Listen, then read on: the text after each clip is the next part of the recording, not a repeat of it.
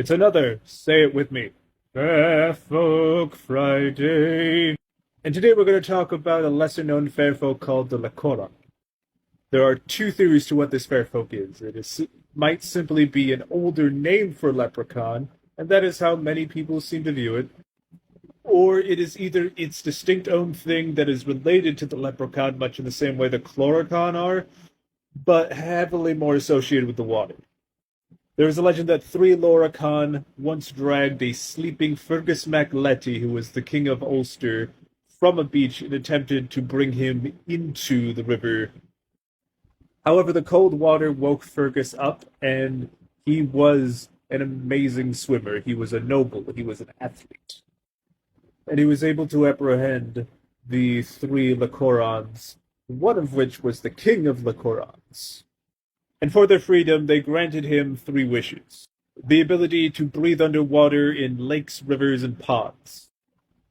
But this ability was not without its caveats, but that's for next week. It's another Fair Folk Friday, and today we continue the story of Fergus MacLetty. So Fergus gained the ability to breathe underwater. The caveat was that he could not use this ability in the area of Loch Rory in what is today County Down. As always happens in Irish mythology, Fergus went anyway.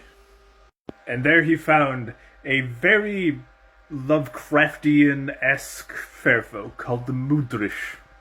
And the Muirdris is described as a combination of effectively a jellyfish, a sea serpent, and a water horse. Surrounded by poisonous spikes on its body and capable of changing its size. And even the sight of this creature is said to cause death and disfigurement. Which, of course, happened to Fergus. Hoping to cure himself, Fergus went back to try to kill the creature.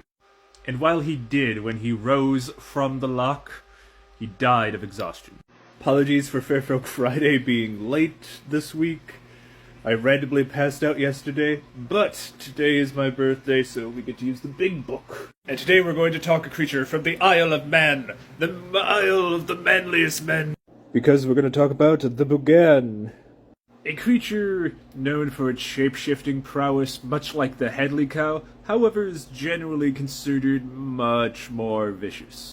The general depiction seems to be more along the ideas of ogres or perhaps Scandinavian trolls, so there might be some literary or oral tradition that stems from Scandinavian settlers to the Isle of Man. Specifically, Walter Gill summarizes that even when they can shapeshift into human forms, there'll be signs that they're actually a Buggane, usually still having the ears or hooves that are similar to horses. While being able to shapeshift, they are also said to be able to grow to gigantic sizes, oftentimes the legends talking about how giant they are. The stories also show us that fair folk oftentimes cannot be exorcised by Christian priests, as there is one that even in modern day is said to regularly tear off the roof of the Church of St. Trinian, which is not the only tale of a Buggane terrorizing a church, so they might be favorite targets. It's another Fair Folk Friday, and today we return to the Highlands of Scotland to talk about the Uisge, which is particularly known to be the most vicious of water horses. And despite the name water horse, it can take the form of other things, and this includes a giant bird, as well as handsome or beautiful human. It is different from the Kelpie, a more well-known water horse, because Kelpies generally live in running water. Meanwhile, the Uisge, lives in loches and by the sea. And they are said to be more vicious because the entire goal of them getting humans to ride them is so they can get stuck to them and drown and be eaten. And the only evidence of this is livers and sometimes other rejected organs washing up ashore. And there are legend and tales of them being dealt with, though this often required the use of specialized iron hooks. In the West Highlands, they were also given the ability to change their size to accommodate more people being ridden and capable of speech. It's another Fair Folk Friday, and today we're going to talk about the Elaine Trechend. This creature is most famous for appearing in the Battle of Mag Macruma.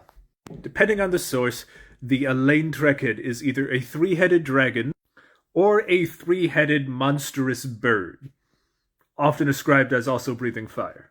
Though it's interesting to note that in the Battle of Magma Kruma, it is described as being a swarm of Elaine Trechend.